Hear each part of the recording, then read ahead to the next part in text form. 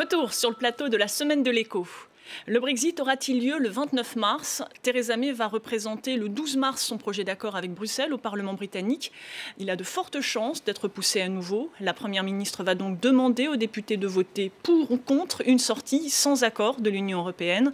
S'ils votent contre, un délai, mais lequel, pourrait être demandé à Bruxelles. La gauche britannique parle même de réorganiser un référendum. Bref, à un mois de la date officielle, on reste dans le flou. On en parle avec mes invités. Guillaume Duval, rédacteur en chef d'Alternative Économie, dont le numéro du mois de mars est consacré aux start-up La Grande Illusion.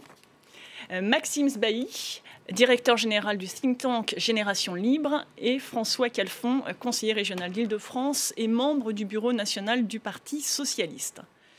À Londres, toutes les options sont donc sur la table, y compris les pires. Face à la possibilité d'un no deal, le gouverneur de la Banque d'Angleterre se dit prêt à intervenir, même s'il l'admet, ses moyens sont limités. Écoutez. Nous sommes prêts à apporter notre soutien compte tenu des circonstances exceptionnelles associées au Brexit et qui pourraient engendrer un retour de l'inflation. Mais il est évident que cette capacité comporte ses limites. Nous ferons de notre mieux dans la mesure du possible. Les résultats économiques viendront surtout de la capacité de production de l'économie, des entreprises et des ménages, de nos clients à l'étranger. Guillaume Duval, on l'entend, hein, le gouverneur de la Banque d'Angleterre admet son impuissance. Oui, mais je pense que l'hypothèse d'un no deal est quand même aujourd'hui assez exclue, dans la mesure où Theresa May a dit désormais qu'elle était prête à accepter un délai supplémentaire. Après, la question qui se pose, c'est à quelles conditions les Européens eux-mêmes peuvent accepter un délai de ce type. C'est vrai que une demande avec des raisons sérieuses. Emmanuel Macron a eu un discours assez ferme cette semaine à ce sujet. Je pense que sur ce point-là, il avait assez raison. C'est-à-dire qu'on ne peut accepter un délai que si la suite des opérations est suffisamment claire du point de vue des Britanniques. Alors, ce qui semble se dessiner aujourd'hui, mais donc le Labour, le Parti travailliste, semble s'orienter vers l'idée de laisser passer l'accord de Theresa May à condition qu'il soit conditionné à un deuxième référendum au Royaume-Uni. Donc s'il faut quelques semaines pour mettre en œuvre ce type de choses, pourquoi pas. Mais si c'est pour repartir pour des années d'incertitude, c'est vrai que ce n'est pas une option qui est souhaitable pour l'Europe. Maxime Sbailly, je voulais réagir. Oui, ce qui est intéressant, c'est qu'en fait, on voit maintenant, là, on s'approche de la date limite. Ça fait 2 ans qu'on parle du Brexit. Ça y est, là, on y arrive. C'est dans quelques jours. On arrive dans le dur. Et du coup, là, on voit que les clivages, en fait, transcendent en fait tout. Transcendent le pays, les partis, les conservateurs et les travaillistes, tous les deux se sont divisés. Le gouvernement, puisqu'on voit qu'il y a aussi une majorité, je crois, de ministres qui sont prêts à quitter le gouvernement si il y avait un no deal. Et donc, du coup, en fait, Theresa May, moi, ce que je lui reproche, c'est qu'en fait, elle met son parti avant le pays. Et je pense qu'il pourrait y avoir au sein de ce Parlement un accord pour une union douanière, pour garder en fait le Royaume-Uni rattaché économiquement à l'Europe. Sauf qu'elle sait très bien qu'au sein de son parti, ça ne tient pas parce que le parti est complètement divisé entre les hard Brexiteurs et le reste des Tories qui sont plus modérés. Et donc elle essaye de garder l'unité de son parti et ça se joue au détriment du Royaume-Uni. Elle joue la montre. Elle pense qu'en repoussant le vote, finalement, un fait accompli aura lieu et que le Parlement votera ce vote. C'est une stratégie qui est très très dangereuse. Stratégie dangereuse, François Calfon? En réalité, on est dans la semaine de l'économie, mais maintenant, c'est que de la politique. Et d'une certaine manière, la question qui a été posée... avec des conséquences économiques extrêmement lourdes. Mais je ne dis pas le contraire. Mais au fond, la question principale qu'on ne comprend pas, vu de Europe continentale, c'est est-ce qu'on peut écraser un référendum public, confère ce qui a été fait avec le traité constitutionnel européen et la version sans le peuple. C'est ça qui est au cœur un petit peu des problématiques. Donc le plan qui a été proposé de sortie par l'Union européenne, c'est en fin de compte rester dans ce qui fait le cœur de l'Union européenne sans le dire. Et c'est quelque chose qui ne convient pas. Alors, au cœur de ça, et bien évidemment que le choix des Britanniques des conséquences qui ne peuvent être que brutales. C'est-à-dire qu'à un moment, il faut bien sortir avec quelque chose qui me paraît inextricable sur la frontière avec l'Irlande, qui est quand même... Le point sensible. Le point le plus sensible et le point le plus indépassable. Donc il va se passer ce qui se passe depuis maintenant 6 mois. Plus la ligne d'horizon se rapproche, plus on la repousse de 26 km pour voir le soleil au loin. Alors jusqu'où ça a été...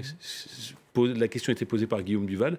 Il est clair que ça ne va pas pouvoir durer pendant des années et des années. Alors, il y a une des options qui est sur la table, qui ne me paraît pas forcément inintéressante, c'est de le repousser justement assez loin, malgré tout, de 2 ans, pour négocier entre-temps l'accord post-Brexit, enfin des relations post-Brexit avec le Royaume-Uni. Pourquoi ce serait intéressant? C'est que ça permettrait de lever cette hypothèque sur la situation irlandaise, puisqu'on l'aurait réglée entre-temps dans ces négociations. Donc je ne sais pas comment ça va se terminer, mais ça me paraît une des options qui peut être légitimement sur la table. En tout cas, et c'est suffisamment rare pour le souligner, en face, on voit une Europe unie. Oui, c'est la beauté du Brexit, c'est qu'en fait, ça a permis d'unir l'Europe. Entre guillemets, on va dire, oui, parce que ça divise complètement le Royaume-Uni, mais ça unifie l'Europe derrière. Alors, ça l'unifie jusqu'à un certain niveau, c'est-à-dire que c'est facile de s'unir justement face à cette perspective d'une sortie contre quelque qui est chose, unique, ouais. voilà exactement.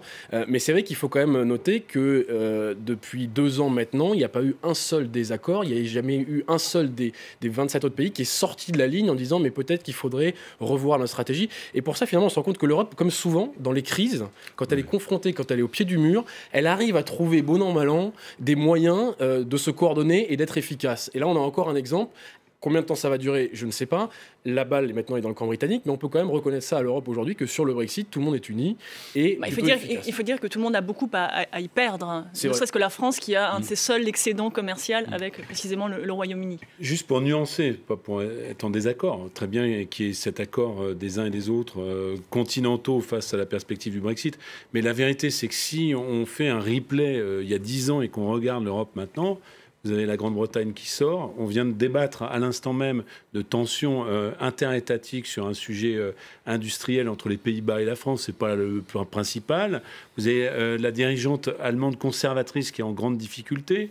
Une crise sociale extrêmement forte en France. L'Europe est affaiblie. Et je ne parle même pas de la défaisance par l'implosion de l'Espagne et par la crise qu'on connaît avec l'Italie. Donc le sujet, ce n'est pas simplement de dresser un constat un peu catastrophiste. C'est qu'il y a quand même un sujet de quel peut être le second souffle de l'Europe au-delà de la gestion ponctuelle des crises. Et on voit bien que dans ce second souffle de l'Europe, il y aura un peu moins... Non, mais on voit bien ce qui est demandé par les peuples. Soit on laisse dériver le modèle populiste et finalement l'alternative populiste qui nous vient de l'Est et maintenant d'Italie, soit on essaie d'avoir un modèle économique, puisque c'est au cœur de notre conversation aujourd'hui, qui soit plus intégrateur des hommes et des femmes, avec une meilleure articulation entre le contrat social et le projet économique, parce que c'est par là que ça craque. Alors justement, Guillaume Duval, pourquoi ne pas envisager une telle unité au moment de créer des champions européens ? Non, mais moi je suis assez optimiste pour l'avenir de l'Europe sous l'angle qui vient d'être dit, notamment parce qu'il y a un acteur qui nous aide beaucoup. Enfin, donc on a déjà dit que le Brexit pouvait y contribuer, mais il y a un autre acteur qui nous aide beaucoup, c'est Donald Trump.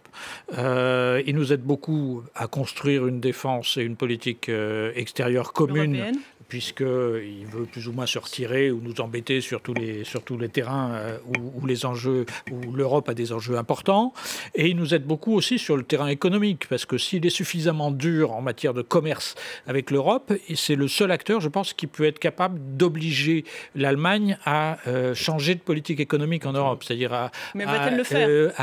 à relancer enfin la demande intérieure européenne pour rééquilibrer les comptes extérieurs de l'Europe. Donc sous cet angle-là, je pense que la situation a rarement été aussi favorable pour une relance de l'intégration européenne. Ce qui fait aujourd'hui qu'elle ne se fait pas, c'est que Emmanuel Macron se trompe complètement de diagnostic, à la fois sur la France et sur l'Europe. Il pense que c'est en s'alignant sur les politiques ordolibérales des Allemands qu'il va changer et moderniser la France et relancer l'Europe, alors que c'est exactement le contraire qu'il faudrait faire. Justement, dans cette rivalité, vous l'évoquiez entre les États-Unis et la Chine, rivalité commerciale, on a quand même le sentiment que l'Europe est toujours le dindon de la farce. C'est assez vrai. Et comment peut-elle tirer son épingle du jeu de ces en ayant rivalités ? un modèle plus collaboratif, parce que ce qui a été dit quand même, et soyons très simples, le sujet c'est que l'Allemagne a cru s'en sortir d'abord en ayant son hinterland de production avec les PECO, enfin les pays de l'Est, et ensuite en ayant sa stratégie solitaire d'exportation hors coût, à la fois des voitures, des machines-outils. Si M. Trump, comme il l'a dit depuis sa tour, et on sait que parfois il passe à l'action quand il menace, il veut plus voir de Volkswagen ou d'Audi en bas de la 5e avenue. Et si la croissance chinoise, qui semble être le cas, est en berne, alors l'idée que l'Allemagne peut s'en sortir seule en vendant des voitures me paraît un peu plus compliquée. D'ailleurs, on a vu la réaction sur le dossier Alstom-Siemens, on ne va pas rentrer dedans, des Allemands, qui pour la première fois ont dit la Commission européenne et la DG Concurrence, il nous agace un peu. Donc il y a peut-être une prise de conscience en Allemagne, mais on sait très bien qu'aujourd'hui, il n'y a plus d'Europe à 27. Il faut une modification plus vertueuse du couple franco-allemand. Faut-il faire comme les États-Unis, faire du protectionnisme en matière commerciale ? Non, je pense qu'il faut faire attention justement. L'Europe a une particularité, a une âme, a des valeurs, et que c'est pas en copiant les valeurs de ceux qu'on veut rendre compétitifs, ceux avec qui on veut faire du commerce ou de la diplomatie. C'est pas en les copiant. Je pense par exemple à la Chine aussi qu'on va y arriver. Donc sur le cas Alstom-Siemens, c'est le cas pour moi qui est assez symbolique de ça. C'est-à-dire que beaucoup de gens disent qu'il faut faire exactement comme la Chine pour concurrencer la Chine. C'est-à-dire faire des grands champions. Oui, faire des grands champions, sauf protéger son marché intérieur. Voilà, et je pense pas forcément, puisqu'en fait c'est pas que la taille qui compte, c'est aussi justement l'innovation, la capacité d'innover. Je pense que c'est ça l'Europe aujourd'hui, c'est ça à quoi l'Europe doit réfléchir. C'est sur l'IA, c'est sur le big data, c'est sur le marché numérique, sur les nouvelles technologies. Pour ça, il faut des politiques publiques. Non, pas que, monsieur. Il faut aussi un marché, il faut aussi mettre en place. On voit que l'Europe n'arrive même pas à se mettre d'accord sur une taxe sur les GAFA. Oui, parce que la taxe GAFA, en fait, c'est encore une fois, c'est la vision de l'Europe fiscale, c'est de voir l'Europe que du point de vue de l'impôt. Mais je vais vous dire ce qui pose problème avec les GAFA, c'est les propriétés. Ne vous inquiétez pas, les géants des GAFA ont bien une vision fiscale pour ne pas payer d'impôts. Les géants des GAFA font surtout beaucoup d'argent avec nos données personnelles. Donc le vrai débat, c'est comment ces données personnelles. Mais ça peut être. Si je peux terminer, merci. C'est comment ces données personnelles sont rémunérées. Elles nous appartiennent. Il faut qu'on en retrouve le contrôle, qu'on retrouve l'argent. La taxe GAFA, ça c'est rigolo. Les bénéfices des GAFA, les données personnelles. Non, les données personnelles, c'est quand même un autre dossier. Doivent être reversées aux internautes, à nous. Et donc c'est pour ça qu'il faut se battre, par exemple, pour un nouveau modèle, les propriétés privées des données personnelles. Voilà. La taxe GAFA, c'est rigolo, mais ça va pas régler le problème. Il faut arrêter de voir l'Europe de manière fiscale. On voit bien les différents de points de vue. C'est sur ces mots qu'on s'arrêtera. Merci beaucoup d'avoir participé à ce débat. Merci à vous de l'avoir suivi. Merci à Farah Bouchrak de m'avoir aidé à le préparer. L'information continue sur France 24.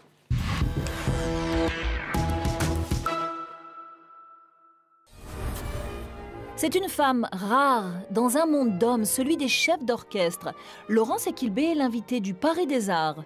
Depuis 1 an et demi, elle a élu domicile sur l'île Seguin, à la scène musicale où nous irons ensemble. Ce sera juste après la visite de l'espace Dali Paris. Et puis une rencontre avec un comédien, André Wilms, l'inoubliable Monsieur Le Quesnoy, dans La vie est un long fleuve tranquille. Le Paris des Arts de Laurence Equilbé, c'est à voir sur France 24 et France24.com.